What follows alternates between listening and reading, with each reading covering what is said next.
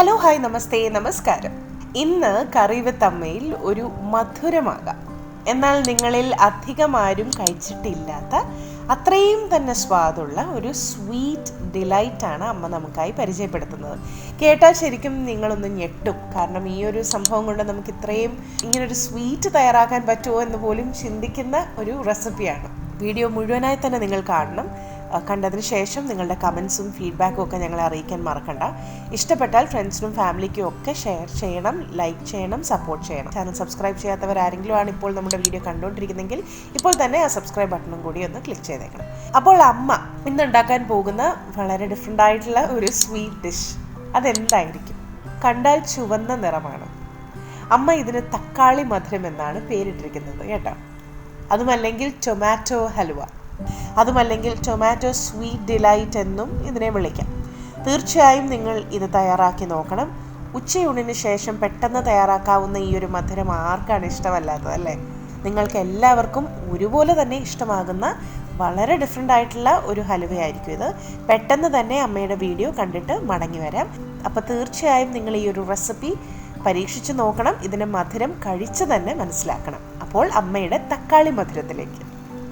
ഈ ടൊമാറ്റോയുടെ സ്വീറ്റ് തയ്യാറാക്കാനായിട്ട് ഞാനിവിടെ 600 ഗ്രാം ടൊമാറ്റോ എടുത്തിട്ടുണ്ട്. ഒരു 6 എണ്ണം ഉണ്ട്. നല്ല പഴുത്ത ചുമന്ന കളറുള്ളത് നോക്കി തന്നെ എടുക്കാനായിട്ട് ശ്രദ്ധിക്കണം. അപ്പം മാത്രമേ നമ്മുടെ ഈ ഒരു ഹലുവായ്ക്ക് നല്ലൊരു കളർ കിട്ടുകയുള്ളൂ.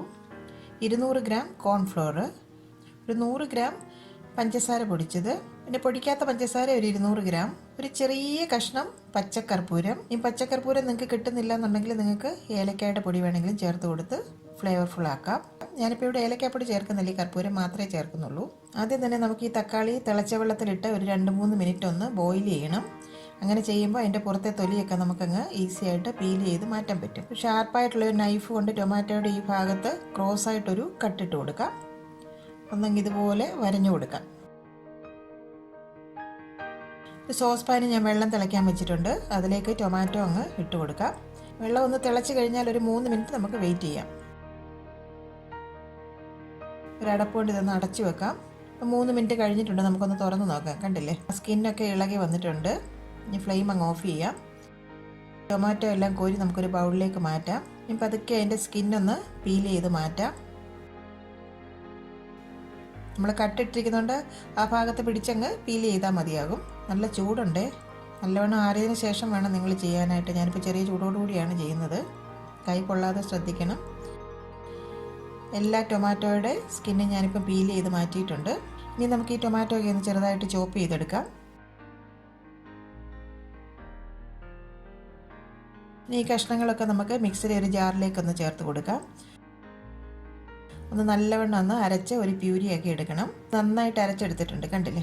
ഒട്ടും വെള്ളം ചേർക്കാതെയാണ് അരച്ചെടുത്തിരിക്കുന്നത്. ഒരു സീവിൽ കൂടെ ഇതൊന്ന് അരിച്ചെടുക്കാം. അപ്പോൾ അതിൻ്റെ ആ കുരുവും അങ്ങനത്തെ ആ ഒരു തരിയൊക്കെ അങ്ങ് മാറിക്കിട്ടും. അപ്പോൾ അത് അരിച്ചെടുത്തിട്ടുണ്ട്. ഇനി ഇതുപോലെ ഒരു നോൺ സ്റ്റിക്കിൻ്റെ ഒരു പാനിലേക്ക് ഞാനിതൊന്ന് ഒഴിച്ചു കൊടുക്കുകയാണ്. ഒരു മീഡിയം ഫ്ലെയിമിൽ വെച്ചിട്ട് ഒന്ന് തിളക്കട്ടെ. വെള്ളമൊക്കെ ഒന്ന് വറ്റി വരണം. ഇടയ്ക്കിടയ്ക്ക് ഇളക്കി കൊടുക്കണം കേട്ടോ. നന്നായിട്ട് തിളച്ചിട്ടുണ്ട്. ഇതിപ്പോൾ ഒട്ടും തന്നെ നെയ്യോ ഓയിലോ ഒന്നും ചേർക്കാതെയാണ് ഞാൻ ഈ ഒരു ഹൽവ തയ്യാറാക്കുന്നത്. ഇതിന് ഹൽവയെന്നോ, ഞാനിപ്പോൾ ഇതിന് ടൊമാറ്റോ ഡിലൈറ്റ് എന്നാണ് പേരിട്ടിരിക്കുന്നത് കേട്ടോ. നിങ്ങൾക്ക് എന്ത് പേര് വേണം ഇടാം. നന്നായിട്ട് ഇളക്കി കൊടുക്കുക. സാധാരണ ഹൽവയൊക്കെ തയ്യാറാക്കുമ്പോൾ നമ്മൾ നെയ്യോ ഓയിലൊക്കെ ചേർത്തിട്ടല്ലേ നമ്മൾ തയ്യാറാക്കുന്നത്. അല്ലേ, നല്ലൊരു കളറാണ് ഇതിനിപ്പോൾ. നല്ല ചുമന്ന കളറുള്ള നല്ല പഴുത്ത തക്കാളി തന്നെ നോക്കിയെടുത്താൽ നല്ലൊരു കളർ കിട്ടും. ഈ ഒരു സമയത്ത് നമ്മൾ മാറ്റി വെച്ചിരുന്ന കോൺഫ്ലോറിലേക്ക് ഒരു 1/4 ഗ്ലാസ് വെള്ളം ഒഴിച്ച് ഒട്ടും കട്ടയില്ലാതെ ഒന്ന് കലക്കിയെടുക്കാം. ഇപ്പോൾ കട്ട മുഴുവൻ മാറിയിട്ടുണ്ട്. ഇതിനെ നമുക്കങ്ങ് മാറ്റി വെക്കാം. കണ്ടില്ല, അതിൻ്റെ പുറത്ത് ഇങ്ങനെ പത പോലെ പൊങ്ങി വരും കേട്ടോ. ആ ഒരു വെളുത്ത പതയൊക്കെ നമ്മളൊരു തവി കൊണ്ടങ്ങ് മാറ്റി കളയണം. അല്ലെങ്കിൽ നമുക്ക് ആ കറക്റ്റായിട്ടൊരു കളർ നമുക്ക് കിട്ടത്തില്ല. അപ്പോൾ അത് ഇതുപോലെ അങ്ങ് കോരി മാറ്റാം. അപ്പോൾ പതയൊക്കെ മുഴുവനായിട്ട് കോരി മാറ്റിയിട്ടുണ്ട്. ഇനി നമ്മൾ എടുത്തു വെച്ചിരുന്ന പഞ്ചസാര നമുക്കതിലേക്ക് കുറേശ്ശെയായിട്ട് അങ്ങ് ചേർത്ത് കൊടുക്കാം. വീണ്ടും നന്നായിട്ട് ഇളക്കി കൊടുക്കുക. ഫ്ലെയിം ഒരു ലോ ടു മീഡിയം ഫ്ലെയിമിൽ തന്നെ വെക്കുക. ഒരു നുള്ള ഉപ്പ് ഈ സമയത്ത് നമുക്ക് ചേർത്ത് കൊടുക്കാം. നന്നായിട്ട് വറ്റി തുടങ്ങിയിട്ടുണ്ട്. ഇനി അതിലേക്ക് കോൺഫ്ലോർ കലക്കിയത് നമുക്കങ്ങ് ഒഴിച്ചു കൊടുക്കാം.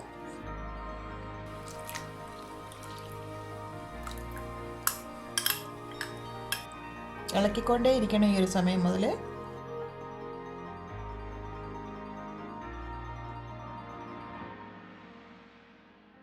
അതിലേക്ക് ആ പച്ചക്കർപ്പൂരം കൂടെ നമുക്ക് ചേർത്ത് കൊടുക്കാം. ഞാൻ എടുത്തു വെച്ചിരുന്ന കർപ്പൂരത്തിൻ്റെ പകുതിയേ ചേർക്കുന്നുള്ളൂ കേട്ടോ.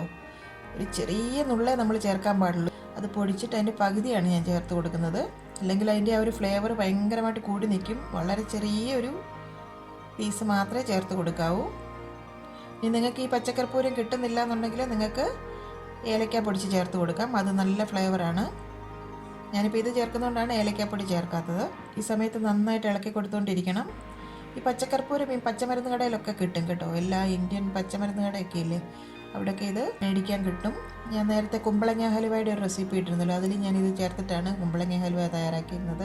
ഇതിൽ ഒട്ടും നെയ്യൊന്നും ഇല്ലാതെയാണ് ഈ ഹലുവ തയ്യാറാക്കുന്നത്. ഈ സമയം നന്നായിട്ട് ഇളക്കിക്കൊണ്ടിരിക്കണം. കുറച്ചുകൂടി കട്ടിയായിട്ട് വരണം. നോൺ സ്റ്റിക്കിൻ്റെ പാനൊക്കെ ആയതുകൊണ്ട് നെയ്യൊന്നും ചേർത്തിട്ടില്ലെങ്കിൽ ഒട്ടും അടിക്ക് പിടിക്കത്തില്ല. സമയത്ത് മധുരമൊക്കെ ഒന്ന് ചെക്ക് ചെയ്ത് നോക്കാം. മധുരമൊക്കെ കറക്റ്റാണ്. ഉണ്ടല്ലേ, ഇപ്പം നന്നായിട്ട് വറ്റി വന്നിട്ടുണ്ട്. ഇവിടെ നോൺ സ്റ്റിക്ക് പാനിൽ തന്നെ ചെയ്യുന്നതായിരിക്കും നല്ലത്. അതാകുമ്പം നമ്മൾ നെയ്യൊന്നും ചേർക്കാതെ ചെയ്യുന്നതുകൊണ്ട് അടിക്ക് പിടിക്കാൻ അല്ലെങ്കിൽ സാധ്യതയുണ്ട്. ഇനി കൂടുതൽ നേരം നമ്മൾ ഫ്ലെയിമിൽ വെച്ചാൽ പഞ്ചസാര ഇങ്ങനെ ക്രിസ്റ്റലൈസ് ചെയ്ത് തുടങ്ങും. അതുകൊണ്ട് നമുക്കിനി ഫ്ലെയിം ഓഫ് ചെയ്യാം.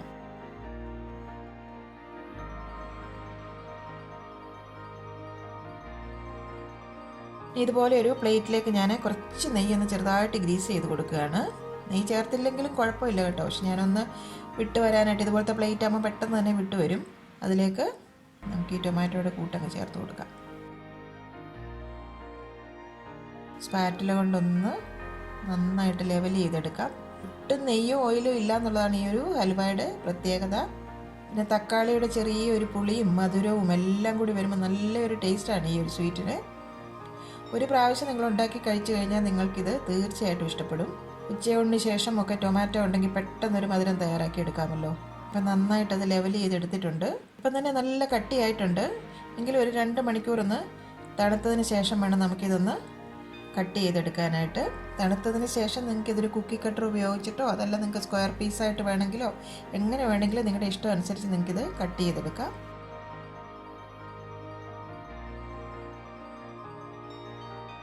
ഒരു ക്ലിങ് ഫിലിം കൊണ്ട് നമുക്കിതൊന്ന് കവർ ചെയ്യാം. ഇനി ഒരു 2 മണിക്കൂർ നമുക്ക് തണുക്കാനായിട്ട് വെയിറ്റ് ചെയ്യാം.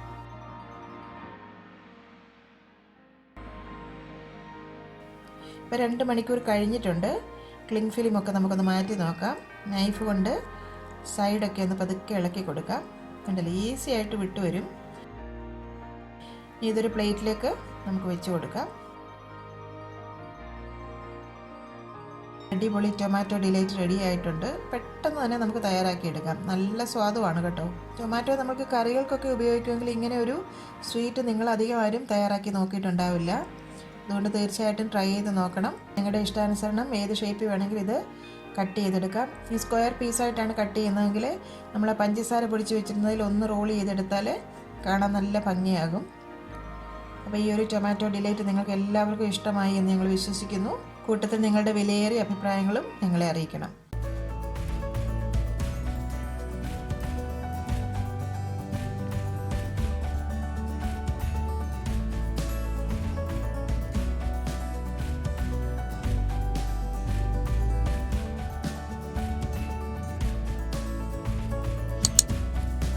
അമ്മ പരിചയപ്പെടുത്തിയ ഇന്നത്തെ റെസിപ്പി നിങ്ങൾക്കിഷ്ടമായി എന്ന് വിശ്വസിക്കുന്നു. കറി വിത്ത് അമ്മ സബ്സ്ക്രൈബ് ചെയ്യാത്തവരായി ആരെങ്കിലും ഉണ്ടെങ്കിൽ സബ്സ്ക്രൈബ് ബട്ടൺ പ്രസ് ചെയ്തതിന് ശേഷം ആ ബെൽ ഐക്കൺ കൂടി ഒന്ന് ക്ലിക്ക് ചെയ്യണം.